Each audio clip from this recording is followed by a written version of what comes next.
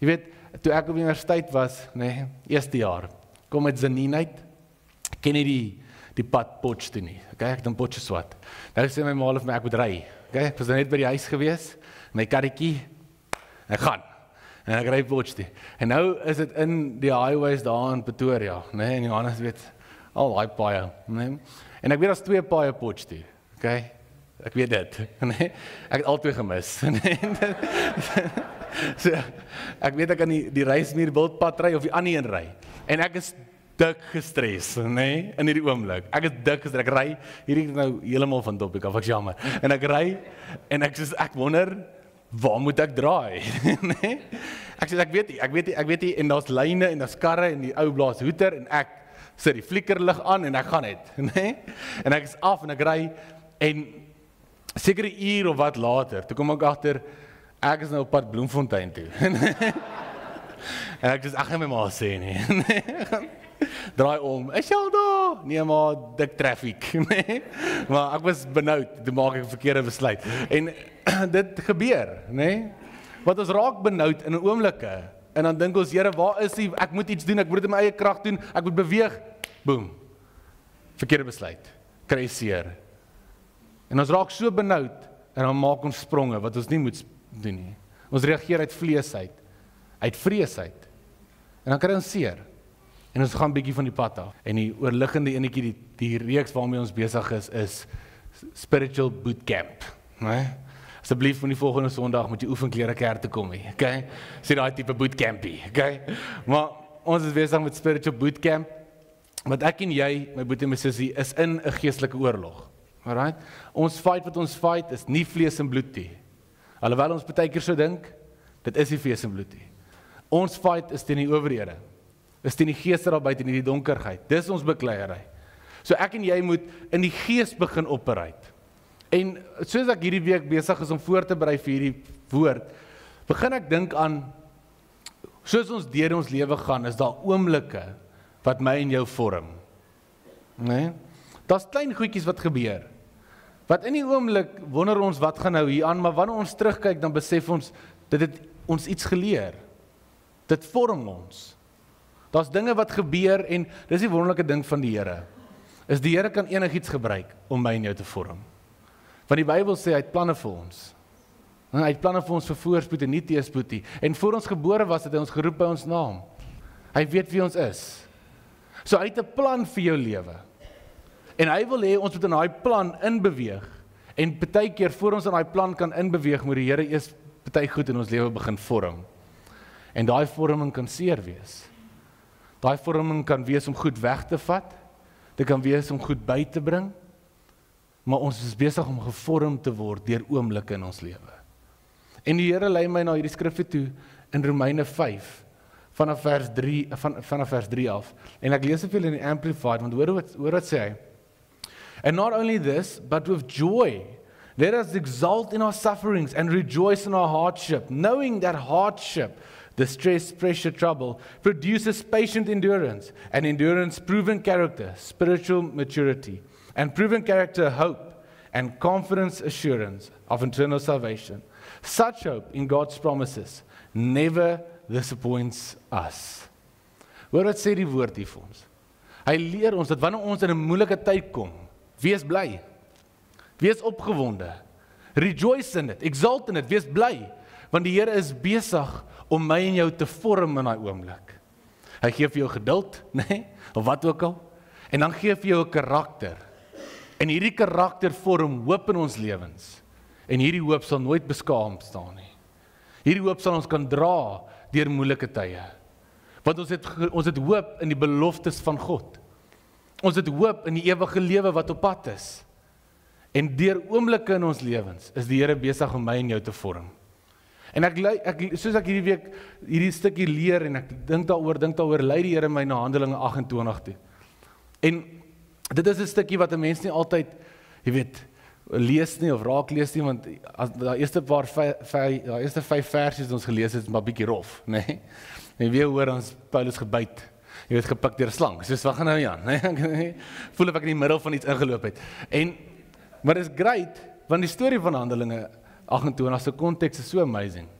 Want in Handelinge 27 was Paulus saam met 'n klomp mense op hierdie boot, nê? En hierdie boot het uitmekaar uitgebreek as gevolg van 'n storm. Nou hierdie storm wat hulle self in gevind het, is 'n storm wat hulle kon vermy. Want Paulus het vir die mense gesê in Handelinge 27, hy sê vir hulle, luister, ons kan nie nou gaan nie. Ons moenie nou traai vaar nie, want die winde is te rof, ons gaan dit nie maak nie. En hulle het gesê, ag nee man, gaan vir jou luister, wie is jy? Was jy ooit in die moeilikheid as gevolg van iemand anders se besluite? Nee? In die moeilikheid gekom wat iemand het 'n besluit geneem en dink jy, hoe kom dit nou terug? Hoe is dit nou by ek? Nee, anyway. En Paulus vind homself in hierdie situasie, en dit is 'n situasie wat hulle kon vermy, as hulle maar net geluister het. En dit is 'n preek op sy eie. Nee? Ons kon dit vermy het, as ons maar net geluister het. Ek kan hoor hoe my ma dit vir my sê. Ek hoor haar stem. Nee? Dit spook by my, bid vir my. Nee? My ma kyk, ek jammer ma. Nee? Anyway, nee? As ons maar net geluister het. Maar dit is vir my so, hierdie storie is so great, want hulle in Handelinge 27 kom hulle by die eiland aan. En hierdie eiland se naam is Kreta, okay? En hulle is by hierdie hawe, by hierdie poort, in die plek met die naam van Mooi Hawe, okay? Nou, ek het 'n prentjie opgesit, ons gou kan gaan. Hulle is nou, dis nou in Engels, ek jammer, ek kry nie in Afrikaans nie. Maar hier staan Fair Havens wat nou Mooi Hawe is, okay? Het julle dit? Hierdie is die poort waar hulle was. Hulle wou Phoenix toe vaar. Op dieselfde eiland, sien julle dit? Dis nie dieselfde eiland. En toe begin hulle vaar, en in Handelinge 28 begin ons die storie, waar hulle ons al die pad, by hierdie eilandjie met die naam van Malta. Hulle wou dit doen, hulle eindig daar. Dit is nie volgens plan gegaan nie. Dit het hierdie uitgewerk nie. Het iets al in jou lewe ooit nie uitgewerk nie. Maak planne, dink, sal dit en dit doen, en dan ewe skielik, ek wou net om die kus vaar, en nou is ek aan die ander kant, by 'n eilandjie met die naam van Malta. Jy weet, ek dink vir myself, wat is Malta dan? Want Malta is die plek in ons lewens, wat jy nie beplan het, jy gaan by wees nie. Jy weet, dis die situasie waarin jy jouself vind, wat jy nie regtig verwag het, gaan met jou gebeur nie. Dis daai ding waar jy ander mense gejudge het en gesê het, ek kan nie glo, hulle sukkel daarmee, en 3 jaar later sukkel jy nou daarmee. En jy wonder vir jouself, hoe in die lewe het ek hier uitgekom? Malta, die plek wat Paulus nie verwag het, hy gaan by moet wees nie. 'n plek wat hy kon vermy het, as ander mense maar net vir hom geluister het. 'n plek wat die mekaar lyk in jou lewe vandag. Dis wat Malta is. Malta was daai plek wat Paulus gedink het, hoe in die lewe het ek hier uitgekom? En dit kan dalk vandag 'n plek wees in jou lewe waar jy is. En dit kan dalk as gevolg van klomp verskillende, luister, ek wil nie vandag vir jou sê, dat jy het nie invloed daarop gehad nie. Dalk was dit 'n klomp besluite wat jy geneem het, wat jy tot op die punt gekry het. Die beste wat jy kan doen is bekeer, lê dit by die voete van die Here neer, en vertrou op hom. Hy sal jou paai vir jou terug gelyk maak. Maar partykeer eindig ons in 'n plek op wat ons net nie verwag het nie. En ons vra onsself, wat maak ons hier? Hoekom is ek hier? En ek lees hierdie storie. En soos ek hierdie storie deurlees hierdie week, leer ek 'n waarheid van Malta. En 'n waarheid wat ek en jy kan vat vir onsself. En dit is, al is ons in Malta, al is ons in hierdie plekke wat ons nie verstaan hoekom ons dit nie, gaan die Here ons nooit verlaat nie. Hebreërs 13 vers 5. Ek sal jou nooit verlaat nie. Ek sal jou nooit begewe en nooit verlaat nie. Dis wat die Here sê. Ek sal jou nooit begewe, ek sal jou nooit verlaat nie. Die Here se hand is nooit te kort om ons te help nie. En al is jy vandag in 'n plek wat jy nooit gedink het jy gaan by wees nie, my boetie en my sussie, ek wil hê jy moet weet dat in die middel van daai plek is die Here nog steeds met jou. Want dis wat ons baie keer dink, nê? Ons dink dat as dit begin sleg gaan, dan moet die Here se hand seker van my lewe af weg wees. As dit begin nie uitdraai soos wat ek wil hê dit moet uitdraai nie, dan is die Here seker besig om my te straf. Het jy ooit daaraan gedink dat dalk in die middel van hierdie storm is die Here nog steeds eintlik net daar? En daar is 'n plan met hierdie. Daar is 'n doel met hierdie. Want in Handelinge 27 is hulle in die storm, nê? En dit is crazy, hierdie storm is rof. Hulle het vir dae nie die ster of die son gesien nie. Die Bybel sê, daar was dae wat verbygegaan het, hulle nie die sterre of die son gesien het nie. Hulle het nie geweet, as dit dag of nag, hulle het nie geweet nie. En hulle het verlang nie geëet nie. En daar kom 'n punt, waar al die hoop wat hulle het, verdwyn. Al die hoop wat hulle het, verdwyn. Want ek dink, ek gaan nie deur hierdie kom nie. Ek weet nie hoe ek deur hierdie gaan kom nie. En dis in hierdie oomblik, waar Paulus opstaan, en hoor die woorde van Paulus in Handelinge 27 vers 23. Hoor wat sê hy. Want daar het in hierdie nag by my gestaan 'n engel van God, van die God, aan wie ek behoort, wat ek ook dien. In die middel van hierdie storm, waar al die hoop verdwyn het, waar ons nie son of sterre gesien het vir dae lank nie, ons het nie geëet nie, ons gaan deur 'n baie moeilike tyd. In die middel van hierdie, sê Paulus, daar was 'n straante engel van die Here by my. Hoekom? Want in die middel van dit was God daar. In die middel van daai fout is die Here daar. In die middel van daai storm waartoe jy vandag gaan, is hy net daar. My boetie en my sussie, die probleem is, die Here verlaat ons nie in Malta nie.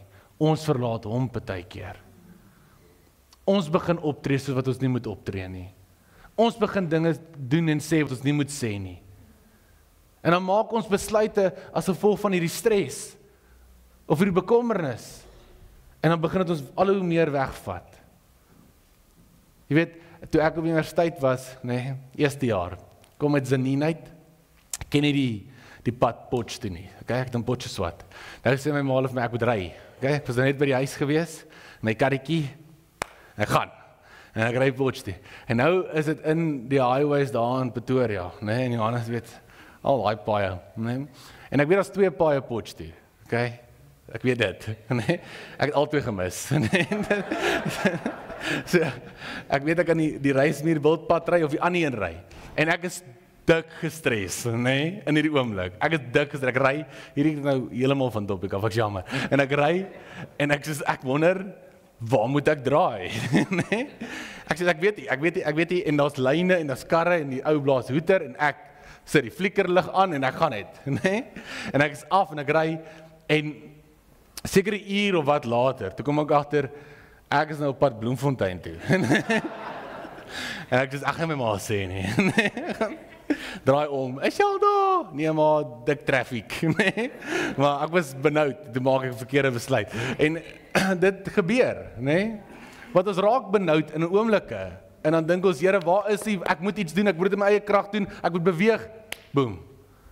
Verkeerde besluit. Kry seer. En ons raak so benoud, en dan maak ons spronge, wat ons nie moet doen nie. Ons reageer uit vlees uit vrees uit. En dan kry ons seer. En ons gaan bietjie van die pad af.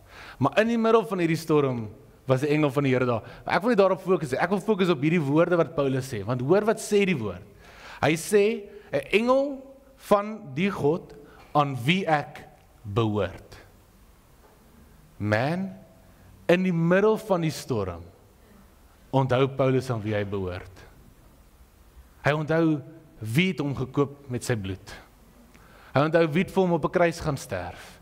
Wie het hom geroep en gesê, jy is myne. In die middel van die storm sê hy, aan die God aan wie ek behoort. My boetie en my sussie, partykeer moet jy jouself herinner aan wie jy behoort. Wie het jou vrygekoop deur die bloed van die lam? Deur sy eie bloed vir ons uitgestort het, op daai kruis te gaan sterf het. Jy behoort aan Jesus Christus. Jy behoort aan hom. Sy naam is oor jou gespreek, jy is geklee met die feesklere. Jy is nuut gemaak. Hou op, ons dink partykeer die oomblik van soos, nee, dit kan nie waar wees nie, maar die waarheid is, ons verlaat hom. Hy verlaat ons nie. En wanneer jy onthou aan wie jy behoort, wanneer jy onthou wie het vir jou gaan sterf op daai kruis, wie het opgestaan, wie leef, wie se naam roep ons uit, en jy weet jy behoort aan hom, dan begin dit alles verander. Dit begin die manier hoe jy reageer, verander. Dit begin die manier hoe jy mense hanteer, verander. Want ewe skielik reageer jy uit 'n plek uit van aan wie ek behoort. Wat sê Jesus van my? En Paulus op hierdie oomblik in sy lewe onthou aan wie hy behoort. En ek wil hê julle moet dit onthou dat 1 Petrus 2 vers 9 tot 10, hoor hoe mooi sê die woord hier, maar julle is 'n uitverkore geslag, 'n koninklike priesterdom, 'n heilige volk, 'n volk as eiendom verkry, om te verkondig die deugde van hom, wat julle uit die duisternis geroep het, tot sy wonderbare lig. My boetie en my sussie, hoor wat sê, in Engels sê dit so mooi, hy sê, you are God's special possession. Oral, jy behoort aan die Here. En wanneer jy dit besef, dan besef jy die tweede gedeelte van vers 9 wat sê, om van sy deugde te gaan verkondig, om Jesus se naam groot te maak, om te vertel hoe hy jou uit die duisternis uitgeruk het, tot in sy wonderbare lig. Want jy behoort aan hom. En Paulus hulle, in hierdie oomblik in Handelinge 28, leer ons hoe Paulus optree. Want hulle is nou net in hierdie groot storm gewees, en die boot breek het mekaar uit, nee? En hulle moes op planke na die kant toe gaan, nee? Dit was surfing ontdek is, nee? Love it, ek dink altyd daaraan, ek wonder dat daar nie plankie vast, anyway, nee? Gaat hulle tot op die kant van die see, die prentjie mens.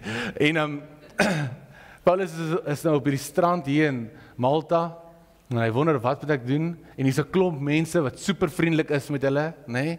Al die mense wat van die eiland afkom is vriendelik, hulle maak vir hulle vuur, hulle bring hulle in, want dit reën en is nat en is koud en is nie lekker nie, jy weet, en hulle sit daar by die vuur, en in vers 3 lees ons die volgende, en Paulus het 'n klomp droë hout bymekaar gemaak, en op die vuur gaan gooi. En ek dink vir myself, hoekom doen Paulus dit? Want daar's 275 ander mense wat op daai skip was. En Paulus is die een wat hout gaan optel.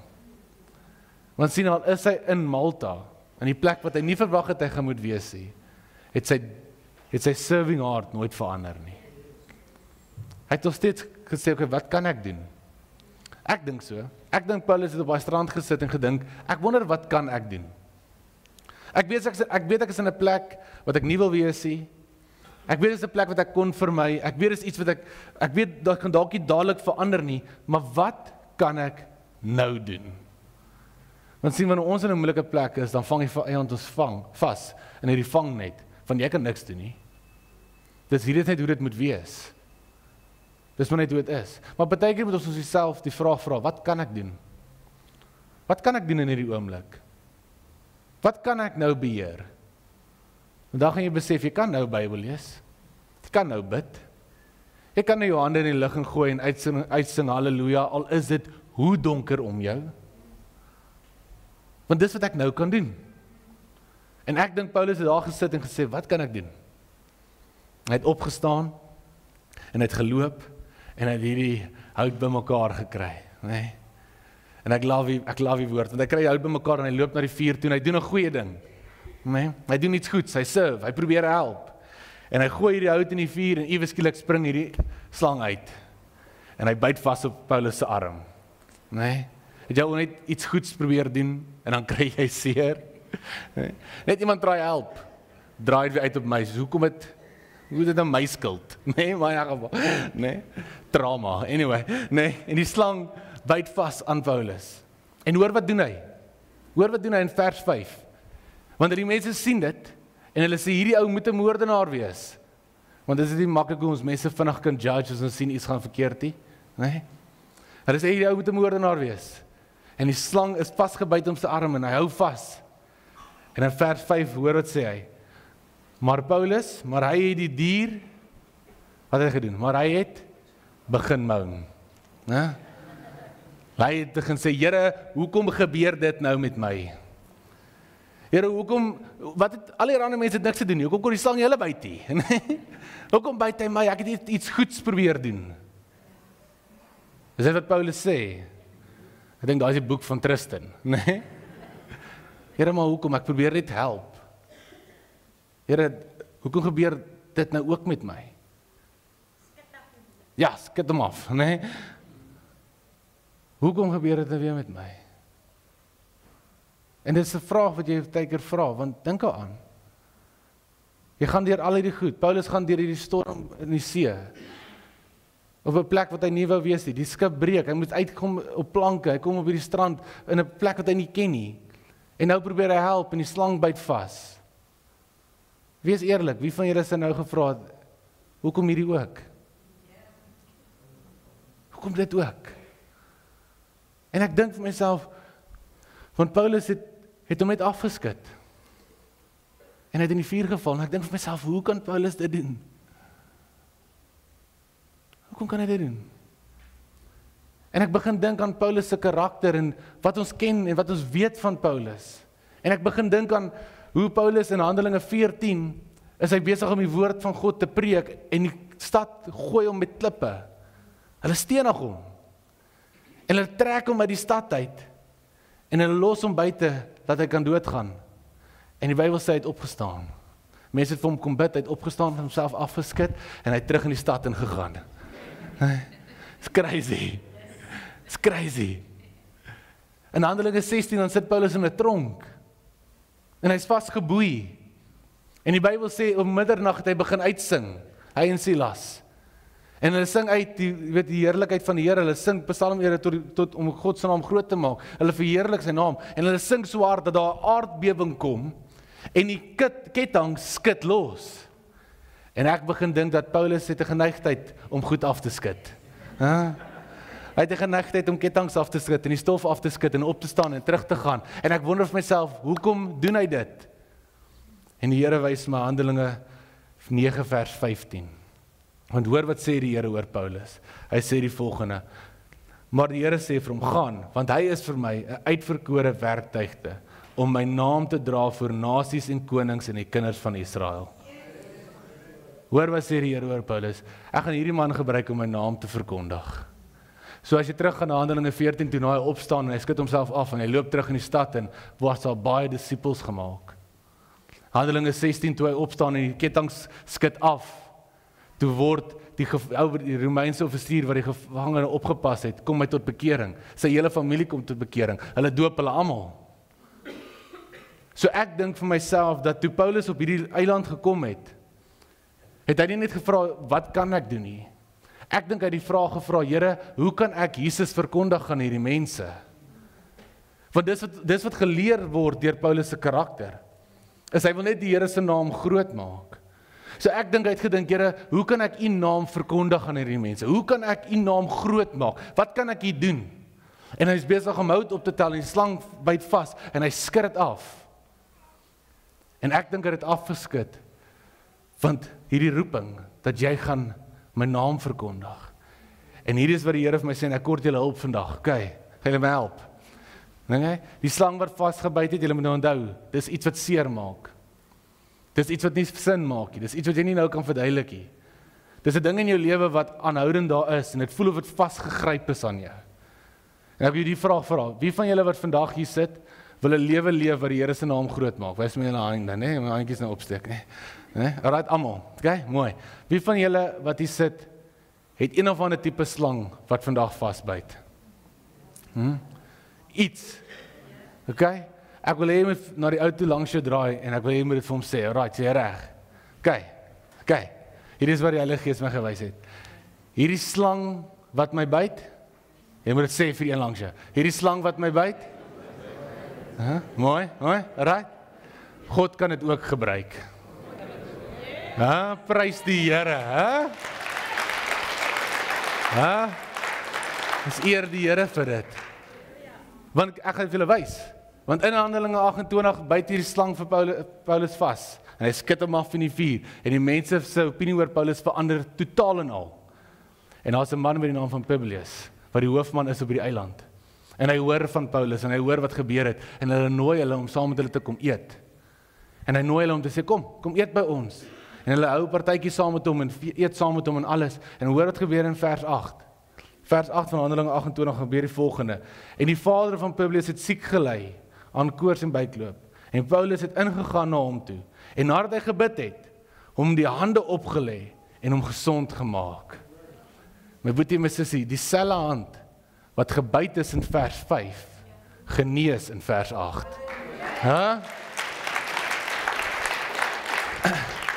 Wanneer jy 'n lewe leef om die Here se naam te verkondig, en jy wil net sy naam groot maak, dan kan hierdie ding wat jou vandag seermaak, die Here kan dit gebruik om jou in 'n kamer in te kry wat jy nie eens weet bestaan nie, sodat jy die naam van Jesus kan groot maak in plekke wat jy nie eens geweet het jy moet beweeg nie.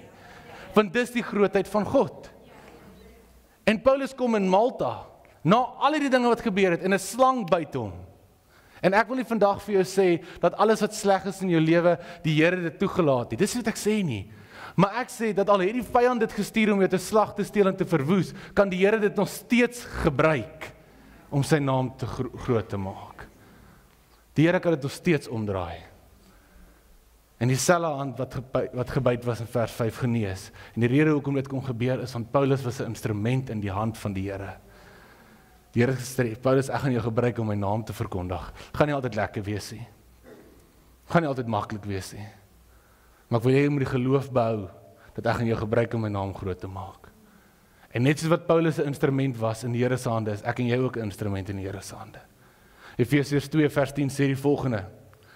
Hy sê, want ons is sy maaksels, geskape in Christus Jesus, tot goeie werke wat God voorberei het, sodat ons daarin kan wandel. Hoor al, die Here het vir ons goeie werke voorberei. Maar ek glo in my hele hart, dat net soos wat hy goed vir ons voorberei het om te gaan doen, berei hy my en jou ook voor, om dit te kan doen. Hy is ook besig om jou nou te vorm, sodat wat jy nou leer, kan jy toepas, wanneer jy in die huis van Publius se vader inkom. En die Here gee vir die geleentheid om sy naam groot te maak. Want die Here berei my en jou ook voor. En ek wil afsluit met hierdie laaste ding, amper klaar. In Handelinge 28 vers 9 tot 10, dan lees ons hoe, nadat hierdie gebeur het, daar 'n klomp mense gekom en hulle is genees, en dit is vir my so wonderlik, want hierdie plek wat begin het as 'n vreemde plek, as 'n de mekaar plek, as 'n plek wat ek nie wou wees nie, dit verander in 'n plek van wonderwerke, nee, wat amazing is. Want hulle weet nie beplan om op Malta te kom nie, maar die Here het dalk beplan hulle moes op Malta wees. En daar gebeur wonderwerke. Maar ek wil hê julle moet fokus op vers 10, want hoor wat sê hy. En hulle het ons ook baie eerbewyse betoon. En toe ons sou afvaar, ons van die nodige voorsien. My boetie en my sussie, Malta eindig, maar Malta los jy nooit leeg nie. Jy leer iets vir die pad vorentoe. Jy leer iets om toe te pas in jou lewe vorentoe. En as jy die Malta seisoen van jou lewe net sien as 'n straf, gaan jy dit mis. As Paulus gaan sit het, en begin mou net oor hoekom by die slang my, hoekom gebeur dit met my, dis pik, nee, maar die Bybel sê het vasgebyt, ek jammer, nee, maar, hoekom gebeur dit met my? En hy het gesit en gemoun, dan sou hy dalk gemis het wat die Here deur dit wou doen. Maar as jy op 'n oomblik kan kom te sê, Here, hierdie ding wat my seer maak, hierdie slang wat my byt, U kan dit ook gebruik. En dit rym, nee, jy gaan onthou. Maar die Here kan dit ook gebruik. Want van hier af gaan hy af, en hy het eventually van die eiland van Malta af weggegaan, en hy is Rome toe. En Paulus word toegesluit in Rome, en vir 2 jaar lank sit hy in sy huis. Vir 2 jaar sit Paulus, hierdie man van God, wat al die wonderwerke gedoen het, sit in sy huis, en hy skryf 4 boeke, dit word so beweer, dat hy Filippense, Kolossense, Efesiërs en Filemon skryf in die tronk. Hy skryf 4 boeke aan verskillende gemeentes, en hoor wat skryf hy in Filippense 1 vers 6. Hoor wat skryf hy? Hy sê, omdat ek juis hierop vertrou, dat hy wat 'n goeie werk in julle begin het, dit sal volëindig tot op die dag van Jesus Christus. Ek wonder by myself, dat toe Paulus in hierdie tronk gesit het, en hy skryf hierdie brief aan Filippi, hierdie gemeente in Filippi, ek wonder by myself, toe hy hierdie sê, dat hy wat 'n goeie ding begin het, sal dit volëindig tot op die dag van Jesus Christus. Ek wonder, of hy gedink het aan Handelinge 14, toe hy met klippe gegooi is, en hy het opgestaan, homself afgeskit, en mense kom tot bekering. Ek wonder of hy gedink het aan Handelinge 16, toe hy in die tronk gesing het, en die kettinge val af, en mense kom tot bekering.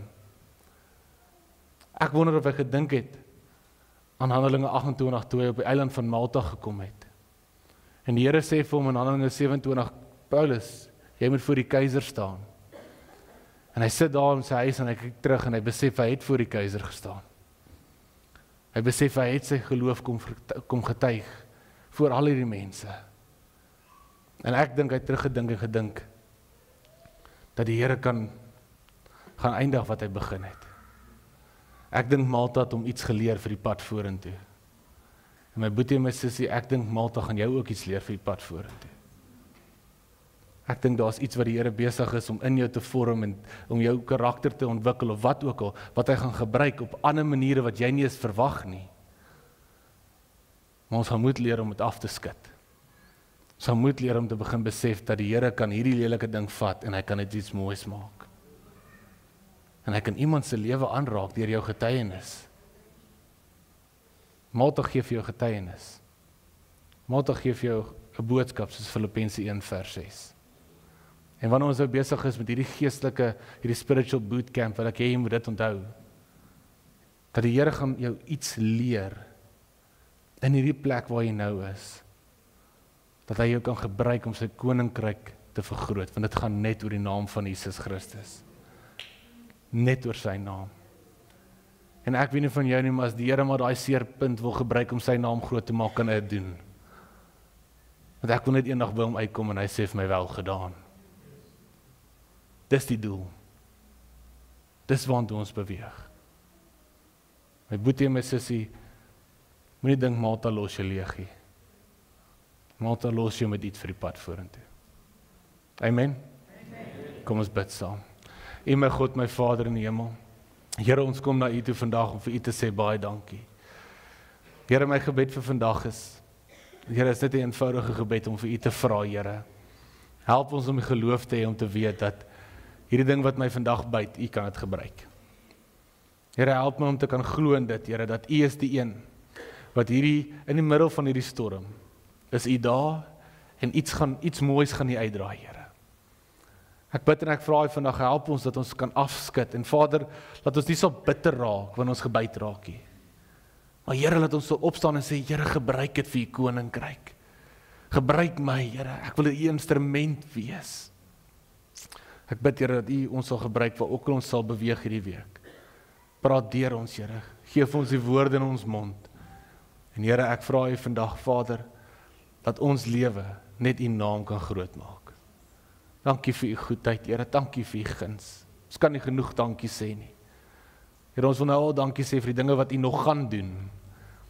Want ek herinner myself van, as U dit gedoen het daai tyd vir Daniel hulle en vir Paulus hulle, gaan U dit vir ons ook doen, want U is dieselfde God. En ons eer U daarvoor. Wees saam met ons deur die res van hierdie week, Here. Ons gee U al die eer. In Jesus heilige naam alleen bid ons dit. Amen. Amen. Amen. Prys die Here. Ja, gee die Here 'n hande klap, nee, hy is so goed vir ons.